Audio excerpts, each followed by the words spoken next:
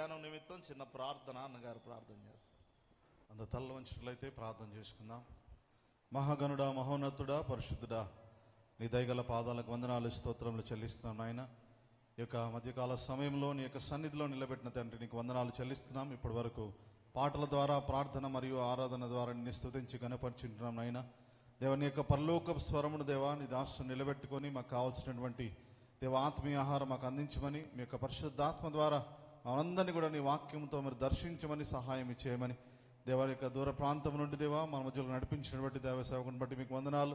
Dubai ప్రాంతంలో దేవా నువ్వు జరిగించినటువంటి యొక్క సేవ పరిచర్ని బట్టి మీకు వందనాలు చెల్లిస్తున్నాం. దేవా, అక్కడ అనేక ఆత్మలు రక్షింపబడ్డాయని నమ్ముచు విశ్వసిస్తున్నాం. అనేక మంది దేవా ఆత్మలో బలపడున్నారని విశ్వసిస్తూ నమ్ముచు ఇప్పుడు ప్రత్యేకమైన సమయంలో ఉంటుండగా మేమందరం కూడా భయంతో, భక్తితో నీ వాక్యం వినుటకు, విన్న వాక్యం హృదయంలో దాచుకొని బలపడే కృపను దయచేయమని యేసు నామములో అడుగుచున్నాము తండ్రి, ఆమేన్. దేవునికి మహిమ కలుగును గాక. హల్లెలూయా. సంతోషంగా చెబుతాం హల్లెలూయా. ఇంకా సంతోషంగా చెబుతాం హల్లెలూయా. మంచిదండి. మరి దేవుని వాక్యాన్ని ముందుగా ధ్యానించుకుందాం. బలపరచబడుటను గురించి కొన్ని ప్రాముఖ్యమైన లేఖనాలు నేను మీకు జ్ఞాపకం చేస్తాను.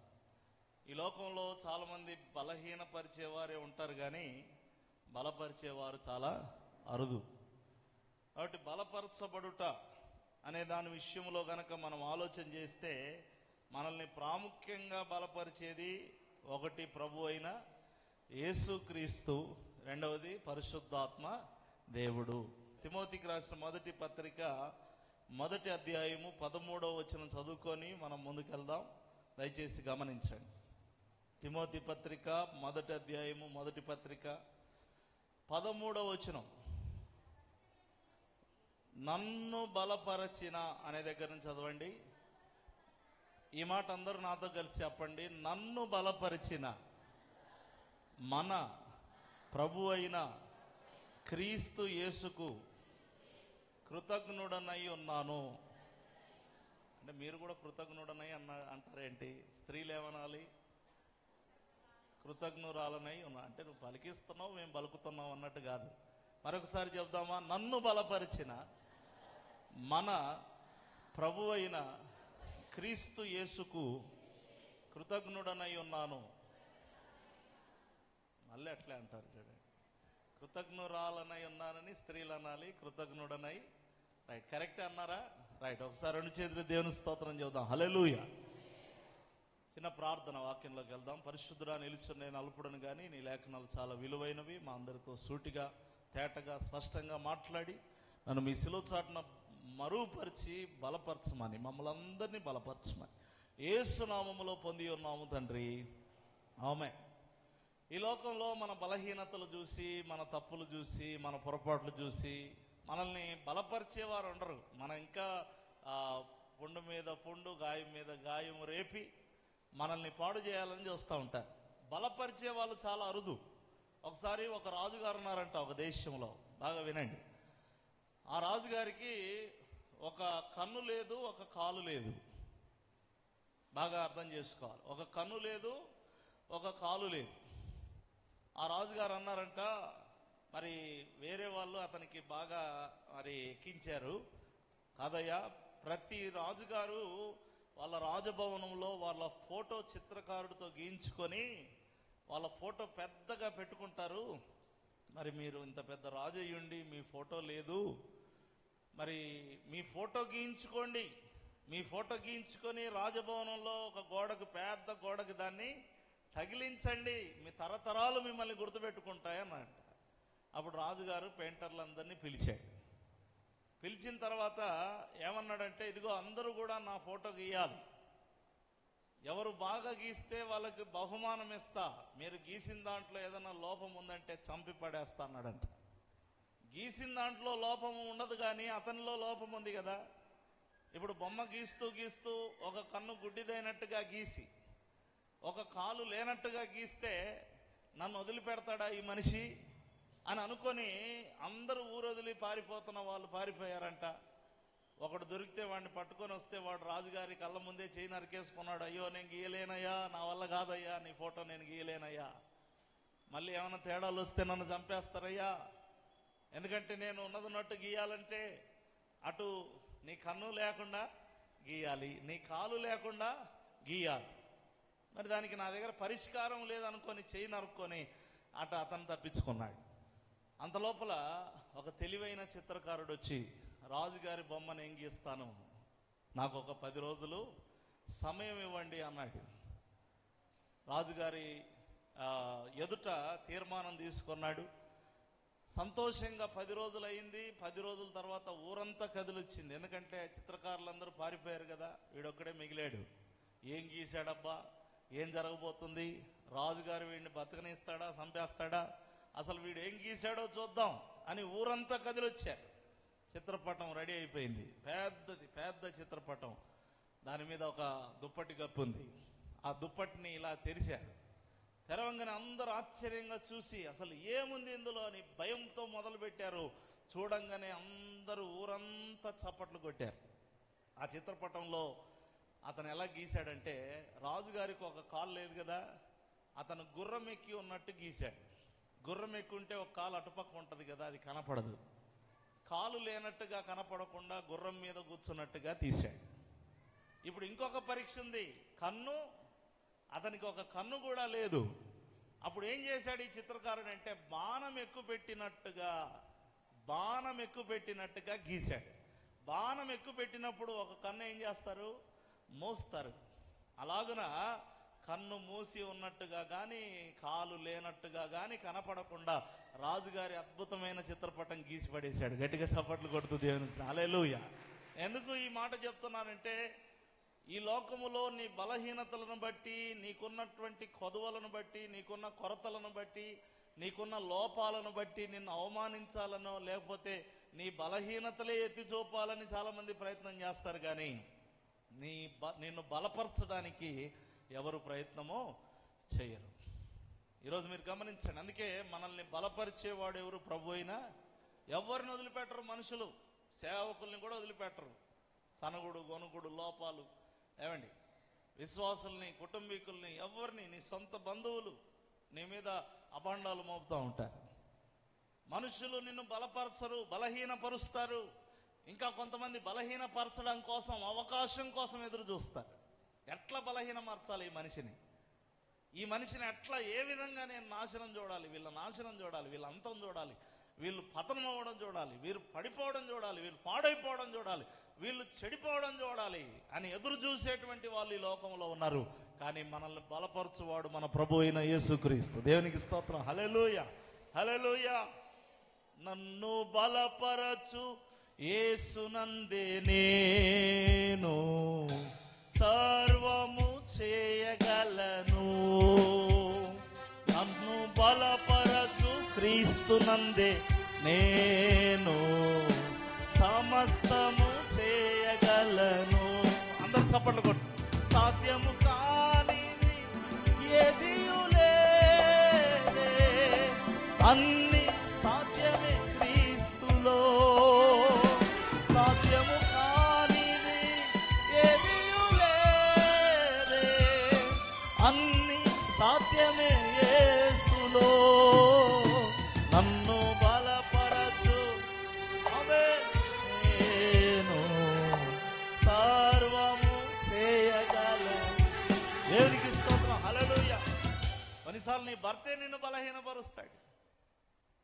కొన్నిసార్లు నా పిల్లలని మురిసిపోయావు కదా, ఆ పిల్లలే నిన్ను, నీ గుండె కోతకు కారణమవుతారు.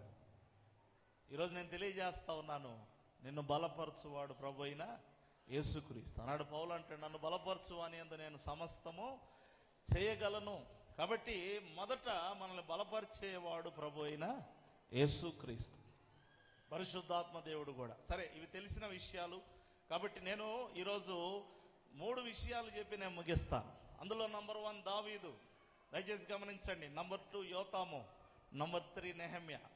ఈ 3 విషయంలో నుంచి వారు బలపడిన విధానాలు నేను చెప్పి నేను ముగిస్తాను. ముందుగా దావీదు విషయంలో మీరు చూసినట్లయితే, దావీదును ఎవరు బలపరిచారు అంటే యోనాతాను బలపరిచాడు. అందరు చెప్పండి, దావీదును ఎవరు బలపరిచారు? యోనాతాను బలపరిచాడు. అయితే యోనాతాను బలపరిచినప్పటికీ అతని గురించి ఏమని రాయబడిందో మీరు చూడండి. 1 సమూయేలు గ్రంథం 23వ అధ్యాయము 16-17 వచనాలు.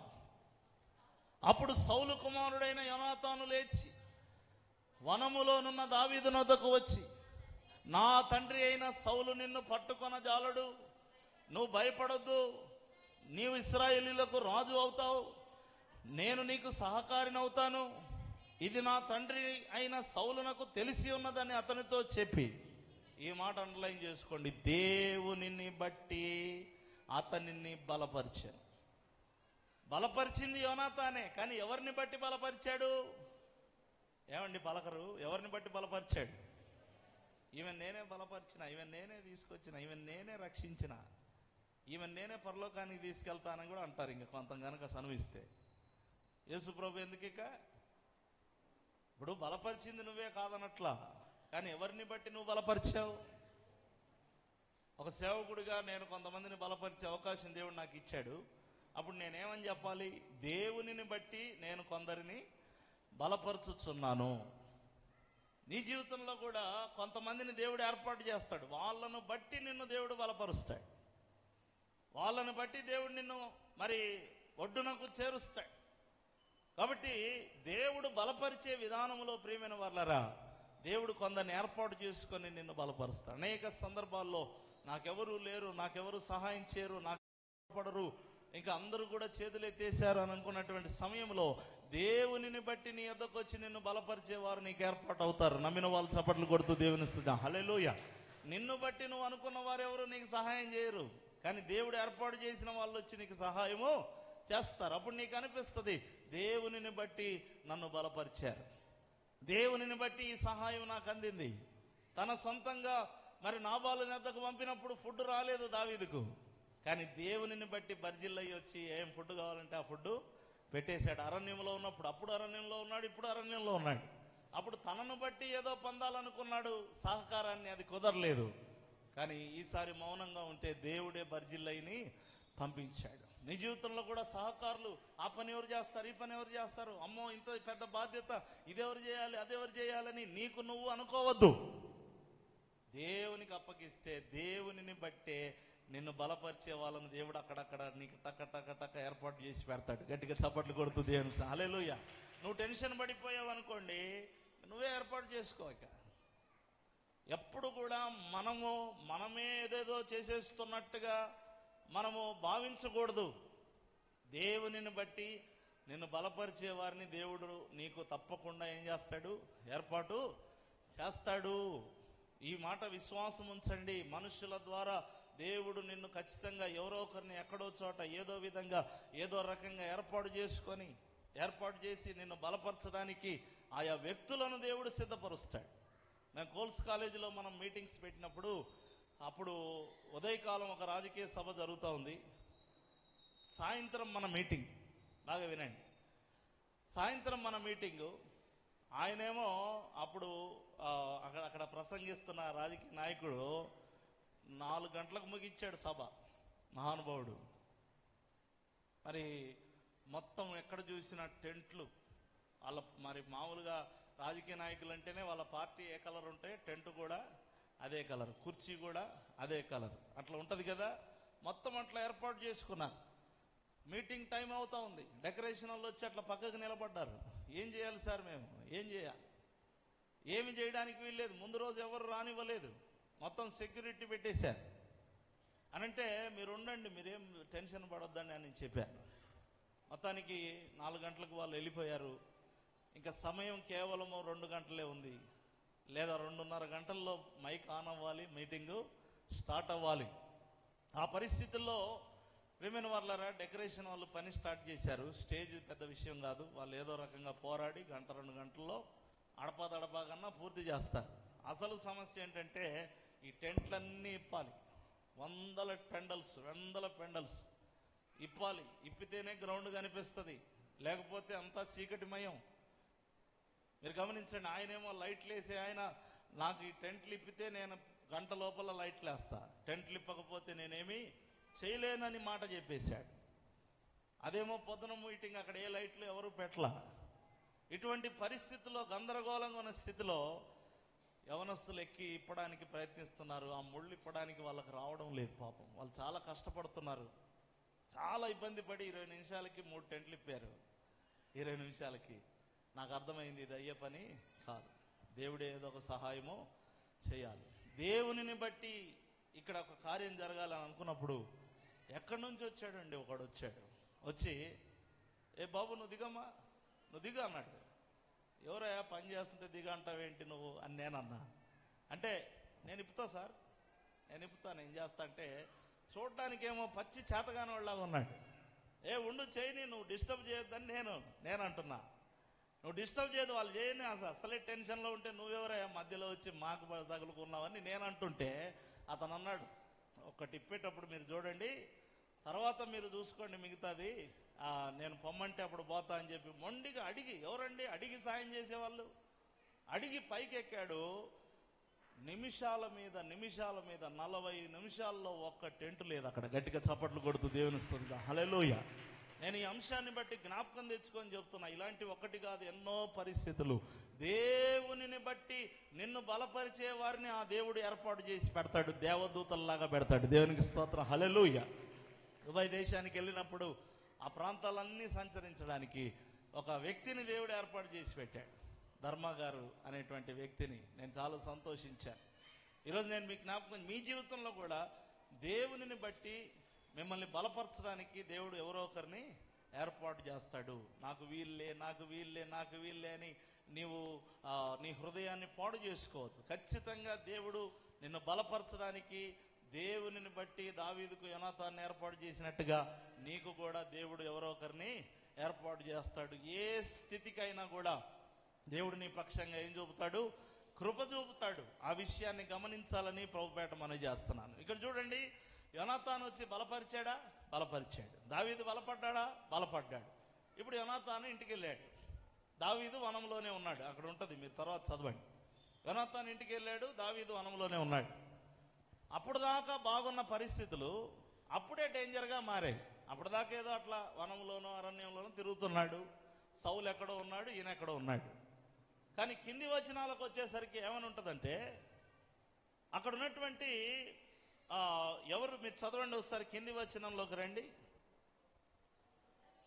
వీరిద్దరూ యెహోవా సన్నిధి నిబంధన చేసుకున్న తర్వాత దావీదు వనంలో నిలిచెను, యోనాతాను తిరిగి వెళ్ళెను.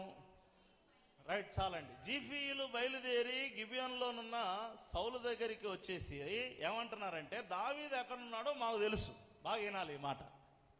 దావీదు ఎక్కడున్నాడో మాకు తెలుసు, అతన్ని పట్టిస్తాం మేము. నువ్వు కనుక మాకు అవకాశం ఇస్తే అతన్ని పట్టిస్తాం అంటే, సౌలు అన్నాడు మీకు ఏం కావాలంటే అది ఇస్తా, అతన్ని పట్టివ్వండి అంటే వీళ్ళు వచ్చి అతనున్న స్థలాన్ని సౌలుకి ఇన్ఫర్మేషన్ ఇచ్చారు. అనుకున్నట్టుగానే సౌలు సైన్యాన్ని వేసుకొని అందరిని వేసుకొని వచ్చాడు. ఇంకా ఏం తేడా లేదు. కొండ అవతల దావీదు పరుగులెత్తుతున్నాడు, కొండ యువతల సౌలు వస్తున్నాడు. చుట్టుముట్టారు అని ఉంది బైబిల్లో. ఇప్పుడు బాగా మీరు విని అర్థం చేసుకోవాలా. యోనాతాను బలపరిచాడు, పరిస్థితులు ఇంకా తారుమారుగా మారాయి. కొన్నిసార్లు మనం అనుకుంటాం, దేవుడు బలపరిచాడు అనుకున్నాను, ఏంటి ఇలా మారిపోయింది పరిస్థితి, నేనేదో బలపరచబడ్డాను అనుకున్నాను, ఇంకా తారుమారైంది పరిస్థితి. సాతానుడు ఆరిపోయే దీపానికి వెలుగు ఎక్కువ అన్నట్టుగా దేవుడు నిన్ను బలపరుస్తున్న సమయంలో వాడు ఇంకా చెలరేగాలని చూస్తాడు, కానీ వాడు నిన్ను ముట్టను కూడా ముట్టలేడు. అది నమ్మండి. గట్టిగా చప్పట్లు కొడుతూ దేవుని స్తుతిద్దాం. హల్లెలూయా. ఈ పరిస్థితి బాగా అర్థం చేసుకోండి. యోనాతాను ఇందాకే కదా బలపరిచెళ్ళాడు, అతను బలపరచక ముందే నా పరిస్థితి బాగుంది కదా. ఇప్పుడు ఇంకా ఈ సౌలు వచ్చి నన్ను చుట్టుముట్టాడు.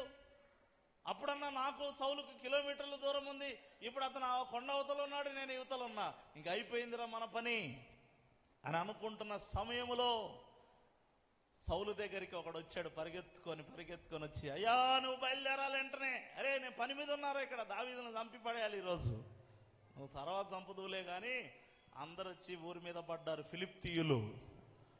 ఫిలిప్తీయులు వచ్చి మన దేశాన్ని స్వాధీనం చేసుకుంటున్నారు. నువ్వు కనుక వెంటనే ఇక్కడి నుంచి బయలుదేరకపోతే అసలు నీ రాజసింహాసనం ఉండదు, నీ పుట్టగతులు ఉండవు. బయలుదేరు ముందు ఎక్కడి నుంచి. అరే కొండవతలే ఉన్నాడు, శబ్దాలు వినిపిస్తున్నాయి, దావీదు అక్కడ ఉన్నాడు, పద బయలుదేరు. తప్పించాడా లేదా? తప్పించాడు. ఎందుకు ఈ సంఘటన చెప్తున్నానంటే, కొన్నిసార్లు దేవుడు బలపరిచినప్పుడు సైతాన్ అటాక్ పెరుగుతుంది. ఏం పెరుగుతుంది? అప్పుడు ఏం సిగ్నల్ అందాలి నీకు? దేవుడు నన్ను బలపరుస్తుంటే సైతాన్ అటాక్ పెరిగింది ఏంటి అని కాదు. సాతానుడు ఓడిపోయే ముందు ఎగిరి పడుతున్నాడని మీకు అర్థం అవ్వాలి. గట్టిగా చప్పట్లు కొడుతూ దేవుని స్తుతిద్దాం. హల్లెలూయా. ఎందుకంటే దేవుడు మన పక్షంగా ఉన్నాడు. అపవాది చెలరేగుతున్నాడంటే వాడు ఓడిపోబోతున్నాడని అర్థం. ఖచ్చితంగా దేవుడు నీ పక్షంగా ఉండి ఎవరో ఒకరిని బట్టి నిన్ను బలపరిచి నిన్ను నిలబెట్టడానికి ఆయన సహాయము చేస్తున్నాడు, చేస్తాడు, చేయబోతున్నాడు. నిన్ను విడువనే విడువడు.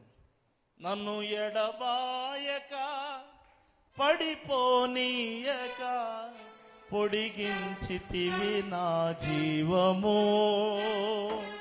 నన్ను ఎడబాయక పడిపోనీయక పొడిగించితివి నా జీవము. దయాళుడా ఓ యేసయ్యా, నీ కృప నిరంతరముండును. దయాళుడా ఓ యేసయ్యా, కృప నిరంతరముండును. నన్ను ఎడబాయక పడిపోనీయక పొడిగించితివి నా జీవము. హల్లెలూయా. అప్పుడు దావీదును దేనిని బట్టి దేవుడు బలపరిచాడు చెప్పండి? మన ఈ యొక్క యోనాతానును బట్టి దేవుడు బలపరిచాడు. దేవుడు బలపరచడానికి 3 కారణాలు చెబుతానని చెప్పాను నేను. ఒకటి, మనుషులను పెట్టి బలపరుస్తాడు. అందరు చెప్పండి, ఎట్లా బలపరుస్తాడు? మనుషులను పెట్టి బలపరుస్తాడు. వాళ్ళు వచ్చి దేవదూతల్లాగా వస్తారు, నిన్ను బలపరచడానికి వాళ్ళు పని చేస్తారు. వాళ్ళని దేవుడు ఏర్పాటు చేసి పెట్టాడు అక్కడ. అది ఒకటి. ఇంకొకటి, దేవుడు బలపరచడానికి మరొక ముఖ్యమైన కారణం ఏంటంటే, మీరు గమనించండి, యథార్థ ప్రవర్తన. పరిశుద్ధ గ్రంథములో నుంచి యోతామును గురించి మనం చూసినట్లయితే 2వ దినవృత్తాంతముల గ్రంథం 27వ అధ్యాయం 6వ వచనాన్ని మనం చూసినట్లయితే, యోతాము తన దేవుడైన యెహోవా దృష్టికి యథార్థముగా ప్రవర్తించి బలపరచబడెను. బాగా వినండి. 2వ దినవృత్తాంతములు 16:9 కూడా ఉంటుంది. యథార్థ హృదయం గల వారిని బలపరచడానికి దేవుని కనుదృష్టి లోకమందట వెతుకుచ్చు ఉన్నది. యథార్థంగా ఎవరైతే ఉంటారో, నమ్మకంగా ఎవరైతే ఉంటారో, ఎవరైతే నిజాయితీగా ఉంటారో, దేవుని ఎదుట నేను ఇదంటే ఇదే అని చెప్పేవారిగా, ముసుగేసుకోకుండా, వేషం కట్టుకోకుండా దేవుని ఎదుట ఎవరైతే ఉంటారో అలాంటి యథార్థ ప్రవర్తన గల వారికి దేవుడు ఏం చేస్తాడంట? బలపరుస్తాడు. యోతామును ఏ విషయంలో బలపరిచాడు? దావీదును ఏ విషయంలో బలపరిచాడు? సౌలు నుండి తప్పించే విషయంలో, చావు నుండి తప్పించే విషయంలో బలపరిచాడు. యోతామును ఏ విషయంలో బలపరిచాడంటే, ఇది బాగా వినండి మీరు, చాలా విలువైన మాట. యోతాము చాలా మంచోడు. వాళ్ళ నాన్నగారు ఉన్నప్పుడే యోతాము రాజుగా పనిచేయాల్సి వచ్చింది. అంటే రాజు కాకముందే రాజుగా పనిచేయాల్సి వచ్చింది. ఎందుకంటే ఉజ్జాకి కుష్ఠరోగం వచ్చింది. కుష్ఠరోగం వచ్చినోడు దేశాన్ని పాలిస్తే బాగోదు కదా. అందుకే ఊరు వెలుపటకెళ్ళి ఒక రాజ సంబంధమైన అన్ని వెసులుబాట్లు కలగజేసుకొని అక్కడ ఉన్నాడు. ఇప్పుడు అందరికి, అధిపతులకు, అక్కడ ఉన్నటువంటి ఆఫీసర్స్కి అందరికీ నాయకుడుగా యోతామే ఉన్నాడు. చాలా న్యాయంగా పరిపాలన చేస్తున్నాడు. అంటే రాజు కాకముందే ఒక రాజుగారు ఎంత చక్కగా నడిపిస్తారో అంత చక్కగా ఆ స్థానంలో, ఉజ్జా స్థానంలో అతను నడిపిస్తూ ఉన్నాడు. మరి ఉజ్జా స్థానంలో బాగా వినండి. అయితే రాజు అయిన తర్వాత యోతాముకుండే ఒక బలహీనత ఏంటంటే, చాలా మంచోడు, చాలా యథార్థవంతుడు, కానీ చర్చికి రాడు. నీకు అర్థమైందా? కొంతమంది భార్యలు, నా భర్త చాలా మంచోడండి కానీ చర్చిలో మాత్రం అడుగు పెట్టడు. నేను కనుక ఎప్పుడన్నా లేట్ అయితే వెంటనే చెప్తాడు, ఏంటి ఇంకా చర్చికి పోలేదు ఏంటి అంటాడంట మనోడు. ఏంటి ఇంకా రెడీ కాలేదేంటి, చర్చి టైం అవుతుంది అంటాడంట. మరి నువ్వు రా అంటే రాడు. యోతాము బుద్ధి కూడా అదే. యోతాము చాలా మంచోడు, చాలా యథార్థవంతుడు, చాలా న్యాయంగా పరిపాలన చేస్తాడు. కానీ అతనికి ఉన్న బలహీనత ఏంటంటే మందిరానికి రాకపోవడం. చదువుతారా మీరు ఒకసారి పరిశుద్ధ గ్రంథములో నుంచి 2వ దినవృత్తాంతముల గ్రంథం 27వ అధ్యాయం 2వ వచనం చదవండి. యెహోవా మందిరములో ప్రవేశించుట తప్ప అతడు తన తండ్రి అయిన ఉజ్జియా యొక్క చర్య అంతటి ప్రకారం చేయొచ్చు. యథార్థంగానే దేవుని దృష్టిలో ఉన్నాడు, మనుషుల దృష్టిలో ఉన్నాడు, కానీ మనోడు మందిరంలోనికి మాత్రం ఏం చేయడంట. దానివల్ల ఏం నష్టం కలిగిందో తెలుసా? జనులందరూ అతని ఏలుబడిలో దుర్మార్గముగా ప్రవర్తించుచుండిరి. చదవండి ఆ మాట. అతని కాలములో జనులు మరింత దుర్మార్గంగా ప్రవర్తించుచుండి. ఎప్పుడన్నా గుర్తుపెట్టుకోండి, చర్చికి రానండి నా బతుకు బాగుపడాలంటే నీకు చేత కాదు. ఇంత చక్కగా పరిపాలించేవాడు, ఇంత యథార్థంగా పరిపాలించేవాడు, ఏ లోపము లేని నాయకత్వం చూపించేవాడు, మరి జనాలు బాగుండాలి లేదా? బాగుండాలా లేదా? మరి ఎందుకు జనాలు దుర్మార్గంగా ప్రవర్తిస్తున్నారు? ఏం రాజయ్యా, రాజు చూస్తే మంచోడే, రాజు చూస్తే బాగానే ఉన్నాడు, మరి జనాలు చూస్తే దుర్మార్గులు అయిపోయారు. ఏం రాజు, పనికిరాని రాజు అంటారు. అవునా కదా? ఎంత పాలిస్తే ఏం లాభం? ప్రజలు దుర్మార్గంగా ఉంటే, ప్రజలు దుష్టులుగా ఉంటే, ఇప్పుడు చూడండి, ఇప్పుడు ఏ గవర్నమెంట్ అన్నా రాని మనకు అనవసరం, అది వేరే విషయం. అటు తెలంగాణ కానీ ఇటు ఆంధ్ర కానీ, ఇప్పుడు ఆ గవర్నమెంట్ రాగానే ఎక్కువ దొంగతనాలు జరుగుతున్నాయి అనుకోండి, ఆ గవర్నమెంట్ రాగానే ఈ అత్యాచారాలు జరుగుతున్నాయి అనుకోండి, ఈ మీడియా ముందుకు వచ్చినవాడు ఫస్ట్ అంటాడు, ఏం చేస్తుంది గవర్నమెంట్ అంటాడు. అవునా కదా? అంటాడా లేదా? మీరే చెప్పండి. నేను అంటున్నానా? ఏం చేస్తుంది గవర్నమెంట్? ఏం చేస్తున్నాడు సీఎం గారు? ఏం చేస్తున్నారు మంత్రులు? ఏం చేస్తున్నాడు ఎమ్మెల్యే అంటాడు. అట్లాగున ఈ యోతాము చాలా న్యాయంగా పరిపాలించాలని, చాలా యథార్థంగా ఉండాలని అన్నీ చేస్తున్నాడు, కానీ ఇతనికి మంచి పేరు లేదు. ఎందుకంటే అతని పరిపాలనలో జనులందరూ ఎట్లా ప్రవర్తిస్తున్నారు? దుర్మార్గంగా ప్రవర్తిస్తున్నారు. చాలామంది మీ జీవితంలో కూడా ఏ విషయంలో మీరు బలహీనంగా ఉన్నారంటే, దేవుని మందిరానికి వచ్చే విషయంలో బలహీనంగా ఉన్నారు. ఒక వారం వస్తే ఒక వారం ఎగ్గొడతారు. దేవుని మందిరంలో ప్రవేశించుట తప్ప మళ్ళీ మీకు యేసయ్య అంటే ప్రేమ లేదా అంటే చాలా ప్రేమ. ఇంట్లో కూర్చొని మానేసి కూర్చున్న రోజు కూడా, ప్రభా క్షమించు ప్రభా, అంత ఎట్నో ఉంది ప్రభా, ఈ వారం రాలేకపోతున్నా అంటది. మళ్ళీ ఇంట్లో కూర్చొని మనస్సాక్షి పనిచేస్తుంటది. ఏమి లాభం లేదు. దేవుని మందిరంలోనికి రాకపోతే, దేవుని మందిరంలో అడుగు పెట్టకపోతే, నేను నా బైబిల్లో రాసి పెట్టుకొని ఉంటాను, దేవునికి దూరం అయితే సమస్యలకు దగ్గర అవుతావు, దేవునికి దగ్గర అయితే సమస్యలకు దూరం అవుతావు. మందిరములోనికి రారండి, వందనీయుడేసుని చేరండి.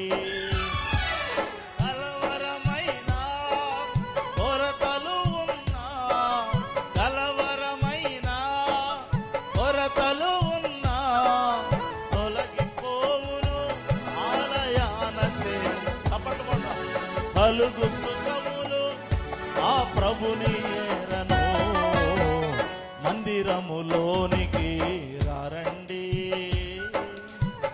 వందనీయుడేసుని చేరండి. మందిరం ఎగ్గొట్టావంటే పతనానికి దగ్గర అవుతున్నావు అని అర్థం. అది గుర్తుపెట్టుకోండి. ఏం లేదు. యోతాము బలపడింది ఆ విషయంలోనే. చివరాఖరికి దేవుడు యోతామును ఏం చేశాడు? బలపరిచాడు. ఎందుకు బలపరిచాడు? వీడు మందిరానికి రాడు కదా. ఎందుకు బలపరిచాడు అంటే, యథార్థ హృదయం ఉంది కదా, కాబట్టి మందిరానికి నడిపించాడు, బలపరిచాడు. యథార్థ ప్రవర్తనను బట్టి ఏ విషయంలో నువ్వు బలహీనంగా ఉన్నావో ఆ విషయంలో దేవుడు నిన్ను బలపరుస్తాడు. యథార్థంగా ప్రవర్తించు చాలు. నువ్వు ఏ విషయంలో బలహీనంగా ఉన్నావో దేవుడు వదిలిపెట్టాడు. యథార్థత లేకపోతే వదిలేస్తాడు. ఎందుకంటే మోసపూరితమైన బుద్ధి కలిగి ఉంటే దేవుడు అటువంటి వారిని బలపరచాలని అనుకోడు. కాబట్టి యథార్థంగా ఉండండి. మీరు ఏ విషయంలో బలహీనంగా ఉన్నారో ఆ విషయంలో తప్పకుండా దేవుడు మిమ్మల్ని ఏం చేస్తాడు? బలపరుస్తాడు. కాబట్టి యోతామును దేవుడు ఏం చేశాడు? బలపరిచెను. దేవునికి స్తోత్రం కలుగును గాక. హల్లెలూయా. అతనికి ఉన్న చెడ్డ పేరు పోయింది, మంచి పేరు వచ్చింది. పరిశుద్ధ గ్రంథములో నుంచి మీరు చూడండి, దినవృత్తాంతముల 2వ గ్రంథం 27వ అధ్యాయము 1-2 వచనాలు. అతనికి 25 ఏండ్లు, యెరూషలేములో 16 సంవత్సరాలు ఏలాడు. యోతాము అంటే అర్థము పర్ఫెక్షన్ ఆఫ్ లార్డ్. దేవునిలో ఒక పర్ఫెక్షన్ కలిగి ఉండడం మనం కూడా నేర్చుకోవాలి. దేవునికి స్తోత్రం. హల్లెలూయా, హల్లెలూయా. కాబట్టి ఇతను తర్వాత మార్పు చెంది బలపరచబడినప్పుడు ఏం చేశాడంటే, రాజుల 2వ గ్రంథంలో మీరు చూసినట్లయితే 15 35వ వచనంలో మనం చూసినట్లయితే, ఇతడు యెహోవా మందిరమునకున్న ఎత్తైన ద్వారమును కట్టించెను. దేవునికి స్తోత్రం కలుగునుగాక. హల్లెలూయా. మందిరంలోనికి ప్రవేశింపబెట్టి మందిరాన్ని ప్రేమించే విధంగా దేవుడు నిన్ను మార్చగలుగుతాడు. దేవునికి స్తోత్రం. హల్లెలూయా. ఇప్పుడు మూడో వ్యక్తి గురించి చెప్పి ముగిస్తా, సమయం కూడా అయిపోయింది. మూడో వ్యక్తి గురించి, ఎవరు మూడో వ్యక్తి? నెహెమ్యా. నెహెమ్యా గురించి బాగా వినండి. దావీదు సౌలు చంపడానికి వస్తుంటే బలపరచబడ్డాడు యోనాతానును బట్టి. యోతాము రాజ్యంలో చెడ్డ పేరుంటే బలపరచబడ్డాడు. మందిరం ప్రవేశించే విషయంలో బలహీనుడు, బలపరచబడ్డాడు యథార్థ ప్రవర్తనను బట్టి. ఇప్పుడు మూడవది, నెహెమ్యా గోడ కట్టడానికి వచ్చాడు. ఈ మాట బాగా వినాలి. నెహెమ్యా గోడ కట్టడానికి వచ్చాడు. అందరూ కూడా గోడ కట్టడానికి ప్రారంభించారు. అప్పుడు అక్కడ చేసిన విమర్శ, సన్బల్లుటు, టోబియా అనేవారు చేసిన విమర్శ, అది ఎన్నో ఆత్మీయ మర్మాలు బయటికి తీస్తుంది. ఆ మాట ఒక్కసారి చదువుతారా? నెహెమ్యా గ్రంథం 4వ అధ్యాయం 2వ వచనం. ఇదొక మాట చెప్పి నేను ముగిస్తాను, దయచేసి చూడండి. షోమ్రోను దండు వారి ఎదుట, తన స్నేహితులు ఎదుట ఇట్లా నేను, దుర్బలులైన ఈ యూదులు ఏమి చేయుదురు అన్నాడు. నిజమే, వాళ్ళు నిజంగా దుర్బలులే, అందులో డౌటే లేదు. కానీ వారు చేయగలరు. ఎందుకంటే వాళ్ళ పక్షంగా ఎవరున్నారు? బలవంతుడైన దేవుడు ఉన్నాడు. మనం బలహీనమే, కానీ గొప్ప కార్యాలు మనం చేయగలం, ఎందుకంటే మన పక్షంగా దేవుడు ఉన్నాడు. సెకండ్ పాయింట్, వాళ్ళు ఏమన్నారు? తమంతట తామే ఈ పని ముగిస్తారా? నిజమే, తమంతట తామే ముగిస్తారు. ఇంజనీర్లు, కన్స్ట్రక్టర్లు ఎవరు రానక్కర్లేదు. ఎందుకంటే వాళ్ళకు నిజమైన కన్స్ట్రక్చర్, ఈ లోకాన్ని సృష్టించినోడు వాళ్ళ పక్షంగా ఉన్నాడు. గట్టిగా చప్పట్లు కొడుతూ దేవుని హల్లెలూయా. వాళ్ళు అడిగిన ప్రతి క్వశ్చన్ రైటే, రాంగ్ కాదు. వాళ్ళు అడిగిన ప్రతి క్వశ్చన్ రైటే, కానీ అదంతా జరిగించగల సమర్థుడు ప్రభు అయిన తమంతట తామే ముగిస్తారా? వీళ్ళకి వచ్చా, వీళ్ళకి శాతనవుద్దా అని మాట్లాడుతున్నాడు. తర్వాత మూడో మాట ఏమన్నారు? ఈ మాట మీరు బాగా అండర్లైన్ చేసుకోండి. బలులు అర్పించి బలపరచుకొందురా. ఇది కూడా నిజమే. ఈ మాట అందరూ కూడా నాతో కలిసి ఒక్కసారి చెప్పండి, మీకు గుర్తుండాలి. బలులు అర్పించి బలపరచుకొందురా. అవును, బలులు అర్పించి బలపరచుకొందురు. గట్టిగా చప్పట్లు కొడుతుంది. హల్లెలూయా. భక్తి సాధనకు కొత్త నిబంధనలో మనం వస్తాము, ఆరాధన చేస్తాం, పాటలు పాడతాం, ప్రార్థన చేస్తాం, వాక్యం వింటాం, కానుకేస్తాం, బల తీసుకుంటాం. ఇది పద్ధతి కదా, బాగా వినండి. పాత నిబంధనలో పద్ధతి ఏంటి? బలులు అర్పించడం. భక్తి అంటేనే బలులు అర్పించడం. ఇప్పుడు చూడండి, నీవు బలపడాలంటే భక్తి సాధన చేయాలి అని దాని అర్థం. అప్పుడు బలులు అర్పించడం. ఇప్పుడు భక్తి సాధనలో కొన్ని కార్యాలు దేవుడు ఉన్నాడు, బలులు తీసేశాడు. భక్తి సాధనకు సంబంధించిన చర్య చేసేవాడు బలపడి తీరతాడు, బలపడతాడు. అతను అడిగిన ప్రశ్న కరెక్టే, దానికి జవాబు కూడా అదే. నీ జీవితంలో నిజంగా దేవుని కొరకు ఒక అర్పణగా, ఒక కానుకగా నీవు దేవునిలో సమర్పించుకొని కనుక ఉన్నట్లయితే నీవు బలపడకుండా ఉండేటువంటి పరిస్థితే ఉండదు. ఖచ్చితంగా దేవుడు నిన్ను బలపరుస్తాడు. ఒకవేళ నువ్వు బలపడట్లేదు, ఇంకా బలహీనంగానే ఉన్నావు, ఇంకా సాతానుడు నీ మీద దాడి చేస్తూనే ఉన్నాడు, ఇంకా నువ్వు ఆత్మీయంగా కానీ శారీరకంగా కానీ వర్ధిల్లట్లేదంటే దానికి కారణం ఏంటంటే నీవు బలులు అర్పించుట లేదు. విరిగి నలిగిన హృదయమే దేవునికి ఇష్టమైన బలులు. నీవు దేవునికి బలులు అర్పించకపోతే నువ్వు బలపడలేవు. సజీవయాగముగా మన శరీరము సమర్పించి, సజీవయాగముగా మన శరీరము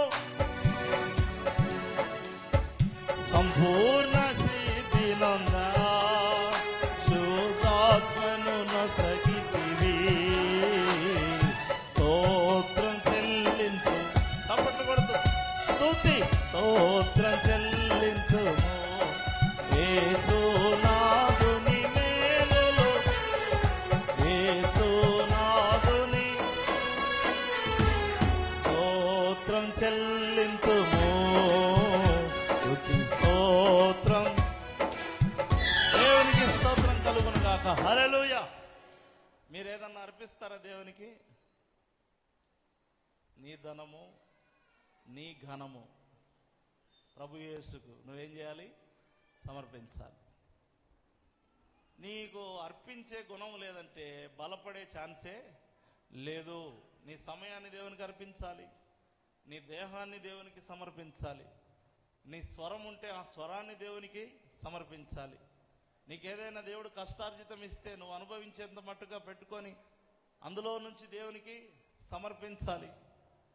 నీకున్నటువంటి కుటుంబంలో నీకు దేవుడిచ్చిన నీ పిల్లల్ని దేవునికి సమర్పించాలి. వీడు డాక్టర్, వీడు ఇంజనీర్, వీడు అది, వీడు అది, వీడు అంటే ఇంక ఈ ఏసైకి ఎవరిని ఇస్తావు? ఏమండి, నీ పిల్లల్ని కూడా దేవునికి సమర్పించాలి. నీకు ఏది ఉంటే అది దాంట్లో నువ్వు దేవునికి ఏం చేయాలి? అర్పణ. బలులు అర్పించుట ద్వారా మీరు బలపరుచుకుందురా? అవును, బలపరుచుకుందుము. ఎప్పుడైనా గుర్తుపెట్టుకోండి, అర్పణలు అర్పించేవాడు ఖచ్చితంగా బలపడే తీరతాడు. అర్పణ సమర్పణ లేనివాడు సాతానికి సమర్పణ అవుతాడు, అందులో డౌటే లేదు. కాబట్టి ఈరోజు ఈ 3 విషయాలు నేను తెలియజేస్తున్నాను. నెహెమ్యాను ప్రాకారములు కట్టే విషయంలో దేవుడు బలపరిచాడు. యోతామును రాజ్యము స్థిరపరచుకునే విషయంలో దేవుడు బలపరిచాడు. దావీదును మరణకరమైన పరిస్థితి, శత్రువు నుంచి దేవుడు బలపరిచాడు. దానికి కారణాలు మనం చూస్తూ ఉన్నాం. ఒకటి, మనుషుని బట్టి బలపరిచాడు. ఒక చోట యథార్థ ప్రవర్తనను బట్టి దేవుడు బలపరిచాడు. ఒక చోట అర్పణలను బట్టి దేవుడు బలపరిచాడు. నిన్ను కూడా దేవుడు ఆయా కారణాలను బట్టి బలపరుస్తాడు. ఏ కారణం లేకుండా ఊరికే కూర్చొని సోదరులలాగా నన్ను బలపరచు దేవా, నేనేం చేయను అంటే అది కుదరదు. మీరేమనుకోవద్దు దయచేసి. దేవుని ఎదుట కాస్తో కోస్తో సమర్పణ చూపిద్దాం. ఈ లోకం మనకు శాశ్వతం కాదు. నీ సంపాదించే డబ్బు నీ వెంట రాదు, నీ పేరు ప్రఖ్యాతలు నీ వెంట రావు, నీ వేసుకునే వెలగల వస్త్రాలు, వెండి వైడూర్యాలు, వజ్రాలు, భోగ భాగ్యాలు ఏవి నీ వెంట రావు. మట్టిలో మట్టిగా, దుమ్ములో దుమ్ముగా, ధూళిలో ధూళిగా కలిసిపోయే రోజు ఒకటి రాబోతుంది. ప్రభువునందు బలపడకపోతే, ప్రభువునందు శక్తి నొందకపోతే నీ జీవితాన్ని వృధాగా నువ్వు పోనిచ్చిన వ్యక్తి అవుతావు. ఒక్కసారి జ్ఞాపకం చేసుకొని, అయ్యా నిన్ను బట్టి నేను బలపడతానని ప్రార్థన చేసుకుందాం.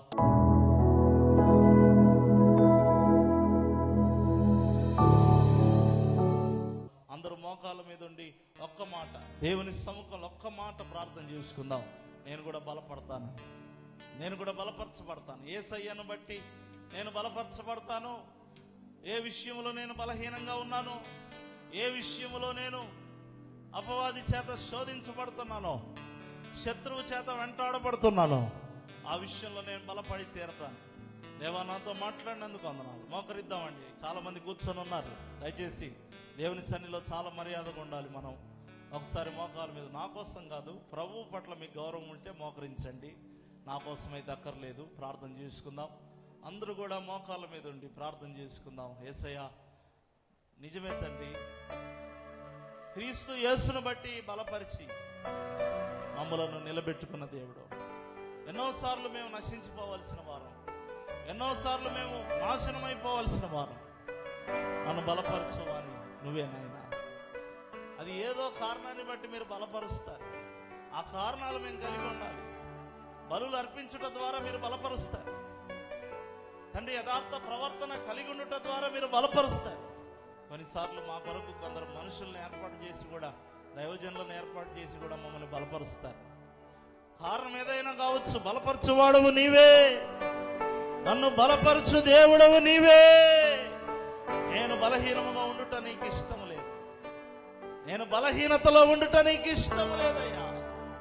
నేను బలపడాలి. ఇటు వాక్యమును నాకు అనుగ్రహించినందుకు స్తోత్రములు చెల్లిస్తూ యేసు నామములో పొంది ఉన్నాము తండ్రి. ఆమేన్.